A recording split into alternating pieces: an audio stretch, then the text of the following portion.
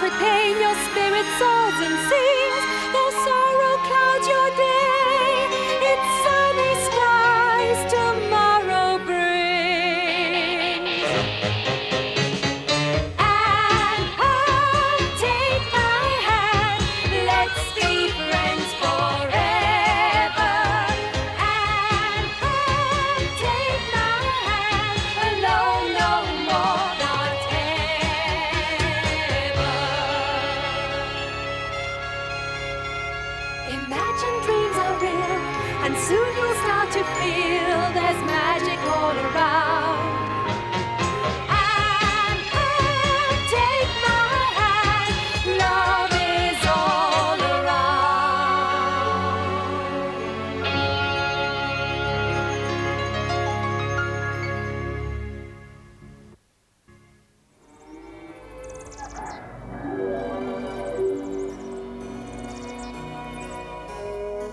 Anne of Green Gables was feeling sad. Mrs. Barry had forbidden her daughter Diana to see Anne, but the orphan girl couldn't accept this. Mrs. Barry was still angry about the mistake Anne had made in giving Diana blackcurrant wine instead of fruit juice. Mrs. Barry was convinced that Anne had given Diana alcohol on purpose, and although Anne had begged and pleaded, she wouldn't soften her heart. Marilla had tried to convince Mrs. Barry that Anne was innocent, but Diana's mother refused to listen. She'd formed the opinion that Anne was not a suitable playmate for her daughter. Diana. For Anne, there was no fun in life without Diana. She no longer enjoyed reading or doing patchwork.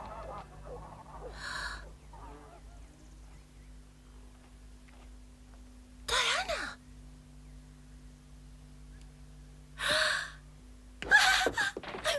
Anne!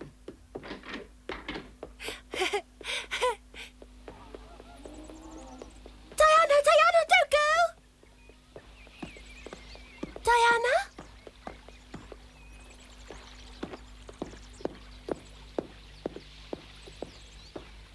I understand. She hasn't changed her mind, has she? Yes, indeed, Anne. You're right. My mother says that I must never play with you ever again.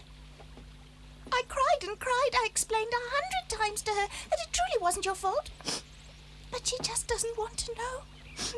So this means that it's all over and we'll never see each other ever again? You've no idea how much pleading it took before she gave in and let me come onto Green Gables to say goodbye to you. She said I could only have 10 minutes, no longer, and she's keeping her eye on the clock. Oh, that's too much to bear. What does she have against I don't know, Anne, and I don't know what to do either, but I have to do what my mother says.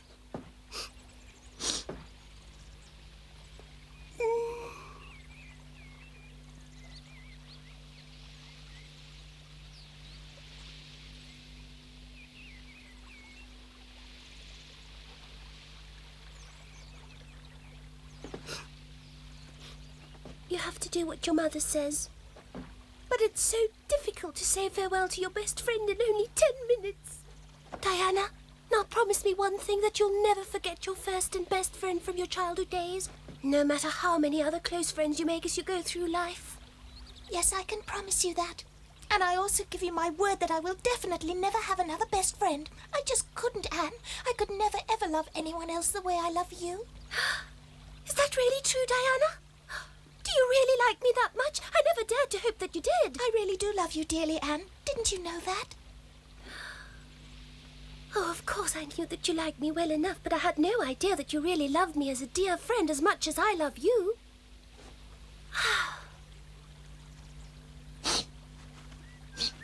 Do you know, Diana, no one has ever loved me. No one has ever told me before that they actually loved me. I love you. How nice it sounds. It's like a ray of sunshine after the rain. It's like the birds singing happily in the springtime. It's like a field of flowers in the summer. It's as wonderful as the whole world. Please say it to me once more. I love you dearly, Anne, and you are my very best friend. You'll be my friend till the end of my days. I solemnly swear it. That's nice. I shall keep your memory deep in my heart and hold on to it forever. When I look ahead, I can see how the memory of you and your friendship will shine like a bright star over my lonely life, giving me the courage to carry on. I will always think of you as my best friend forever and ever. Diana, Would you please let me have a lock of your lovely black hair as a keepsake that I can always carry with me to remind me of our friendship?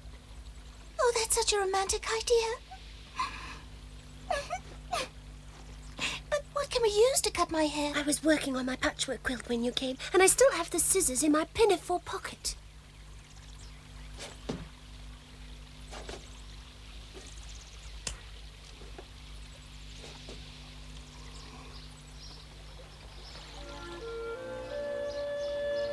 Goodbye, my friend. From now on, we'll have to be strangers. Our love will go through a very hard test, but we'll beat all our enemies in the end because suffering will make us so much stronger. And I want you to know, my heart will always have a place for you in it, so long as it goes on beating. An everlasting oath we had declared, two hearts that shared a true and most enduring love, as sure as moon and stars do shine above. And so once more as once before we now declare to love and care. Goodbye. I must go Though home we now. are parted, our hearts still are one.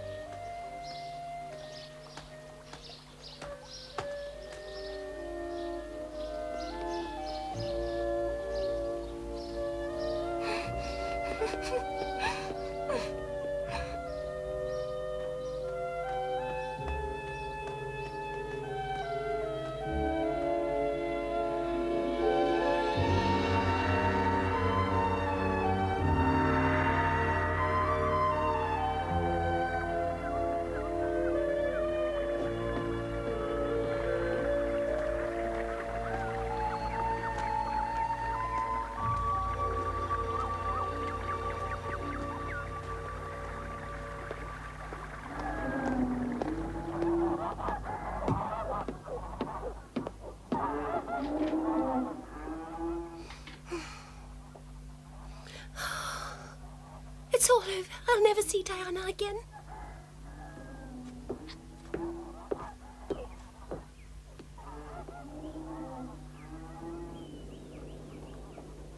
I shall never have a best friend again, no matter how long I live. It's awful. Now I'm worse off than before. Then at least I had Kathy, Maureen and Violetta. But even if I still had them, it could never be anything like it was with Diana. Imaginary friends can never match up to a real live best friend, and they could never replace Diana, never ever.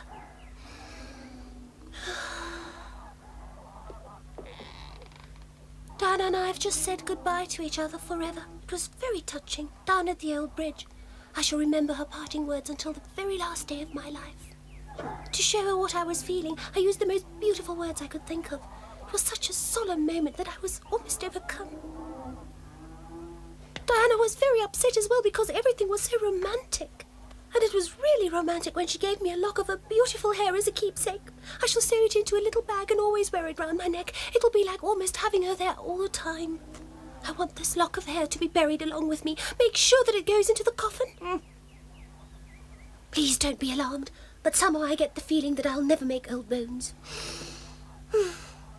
When I'm laid out in front of her lying cold, stiff and dead, then at least Mrs. Barry will feel extremely sorry for what she did to me. And maybe she'll be sorry enough to let Diana come to my funeral. Calm down, my child. Someone who can talk as much as you do will definitely never die of a broken heart. That I can promise you.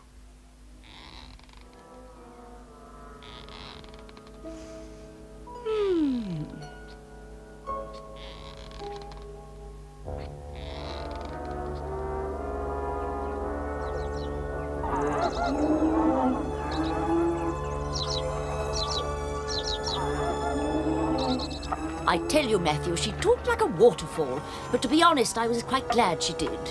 It's hard on the poor child, but she feels better when she talks about it. I feel very sorry for her. She was longing to have a friend of her own age. This whole business is incredible. I had no idea Mrs. Barry would turn out to be such an unreasonable woman.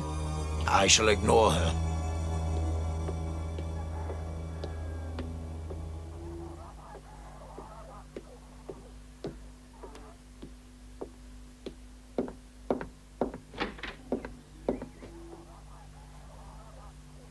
Marilla, I want to go back to school from today.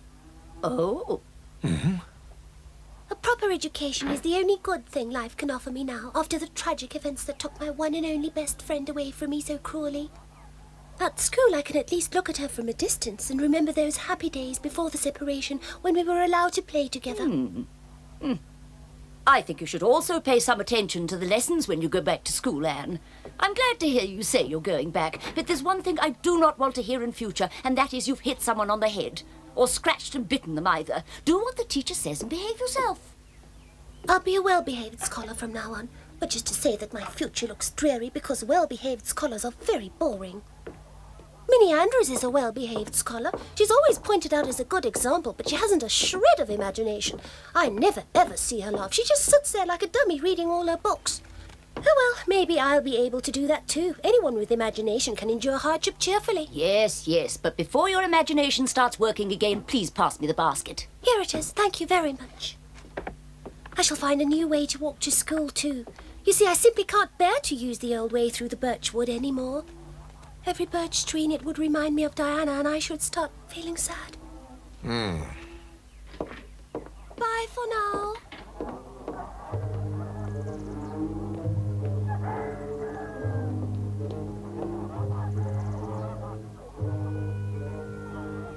Well, you never know, do you? That's what they always say. She hasn't uttered a single word about school for a whole month now. I was absolutely convinced that Anne was never going to go back there again. We can thank Mrs. Barry for this. How long will she keep it up?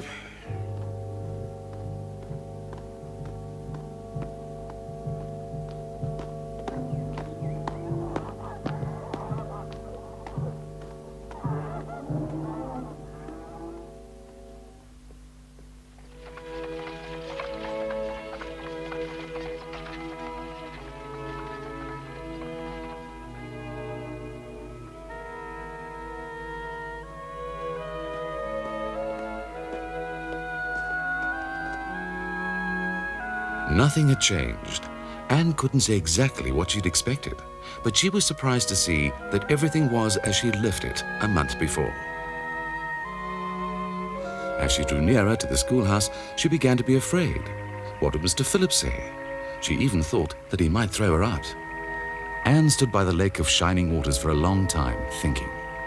The autumn had somehow changed her beloved lake. It looked cold and somehow strange.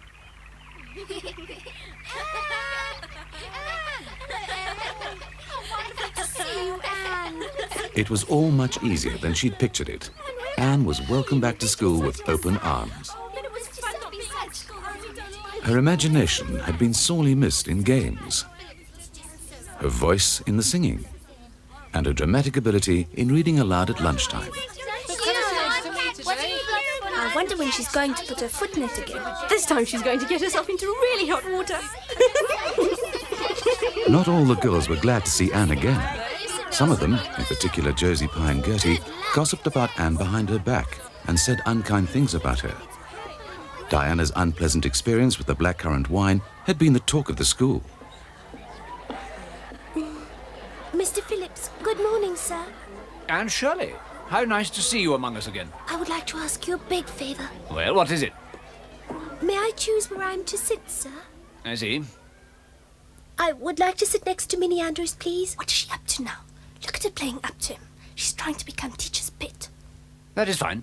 I approve, because your request shows that you've come back to school with the right attitude, to learn seriously and diligently. Follow the example of Minnie Andrews and you will soon make great progress. I want you to write down in your exercise book what you've decided to do right away, in big letters, so that you don't forget your good resolutions. I shall do that, Mr. Phillips.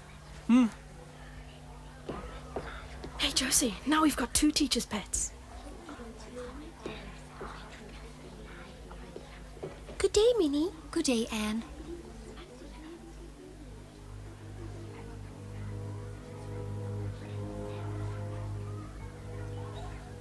Anne hoped that Diana would look at her once. She would have liked to nod at Diana or give her a smile, but Diana never gave her the chance. So she decided to concentrate on her lessons and tried to forget Diana.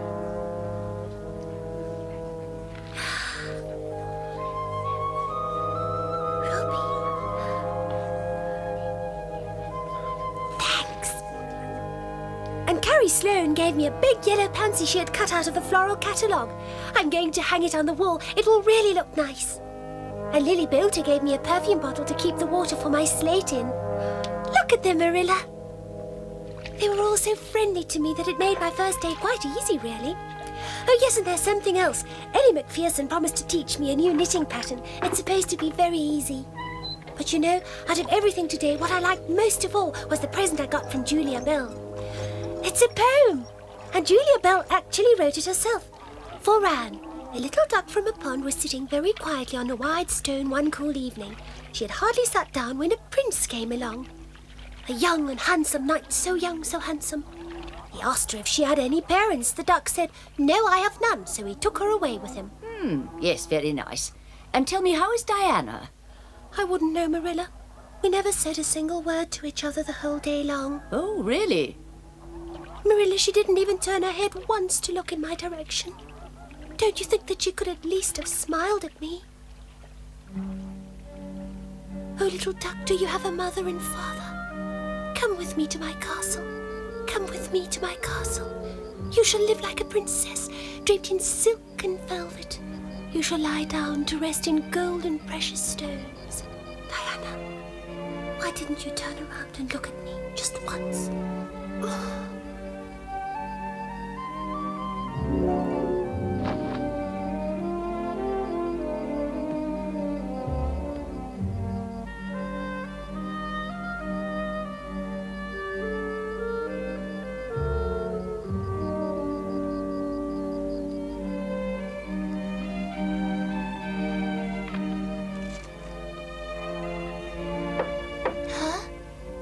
Come in.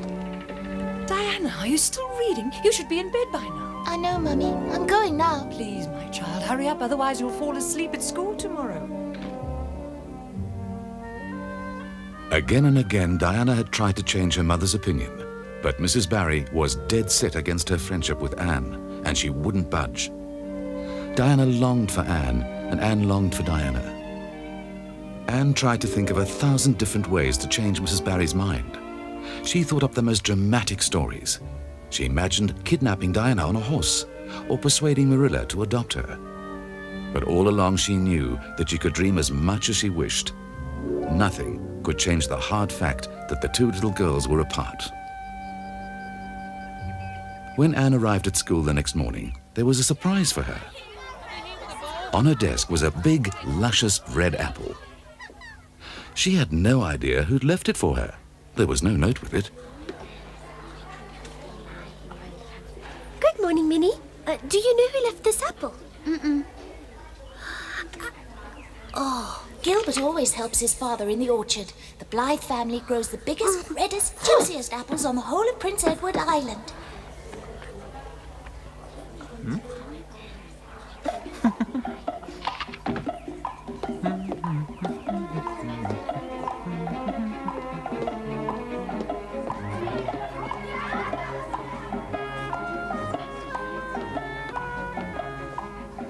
Aunt Shirley.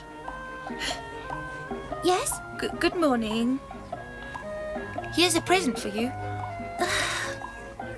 Thank It's you. a slate pencil. Would you like to have it? Oh, thank you. Thank you, Charlie. I reckon it must have cost you at least 2 pennies. It's the best you can get. It's a lovely surprise. Thank you, Charlie. I shall take good care of it. Bye for now, Anne. You'd better think of something else. You'll never beat me. Sorry about that. Oh, that's all right. Anne was happy to accept Charlie Sloane's slate pencil, but she wanted nothing to do with Gilbert's apple. Gilbert didn't show any reaction other than a little disappointment. Charlie Sloane, by contrast, was in his 7th heaven. He was floating so high that he couldn't write a single word and had to stay in during lunch break to finish his work. Our story continues on the afternoon of the same day. Now, I would like you to read the story very carefully and then write it down from memory. The story should not be shorter than 3 pages, but not much longer. All right, you may start reading now.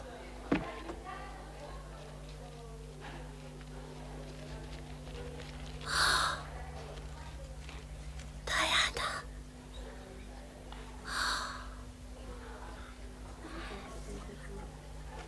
Dear Anne, my mother says I'm not allowed to play with you or talk to you, even at school. It isn't my fault, so please don't be cross with me, because I love you as much as ever. I miss you awfully to tell my secrets to. And I don't like Gertie Pye one bit. I don't tell her anything, and we don't share any secrets as you and I do. I made you one of the new bookmarkers out of tissue paper. They're very fashionable now, and only 3 girls in the school know how to make them. When you look at it, remember me. It's quite romantic sending a secret message, don't you think? Your true friend, Diana Barry.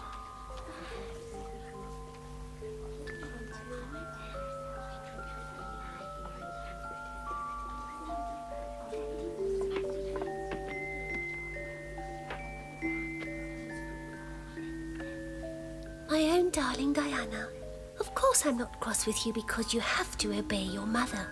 Our spirits can commune. I shall keep your lovely present forever. I think it is so romantic. Minnie Andrews is a very nice little girl, although she has no imagination. Pass that along to Diana.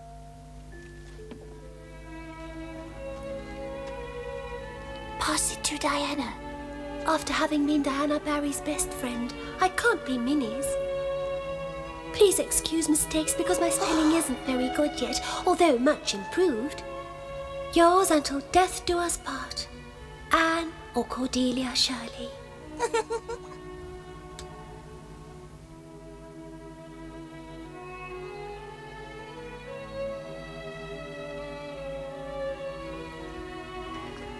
P.S.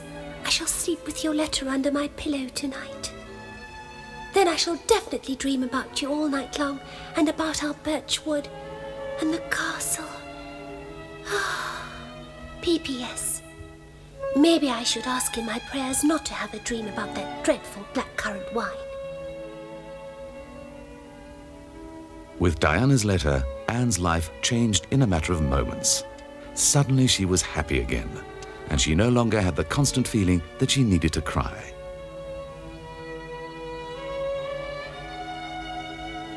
Anne didn't doubt Diana's love for her, and she was sure it would survive the separation. She planned to write a long letter to Diana every day, because Mrs. Barry had not forbidden that.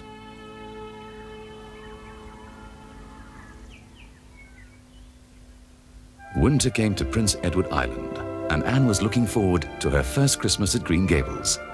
In the next episode, she meets her best friend in secret, only to learn that Diana's little sister Minnie May is seriously ill.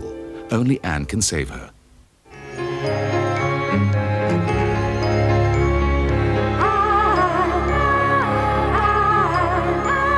Soft whispers on the breeze, the wood nymphs in the trees are calling out your name.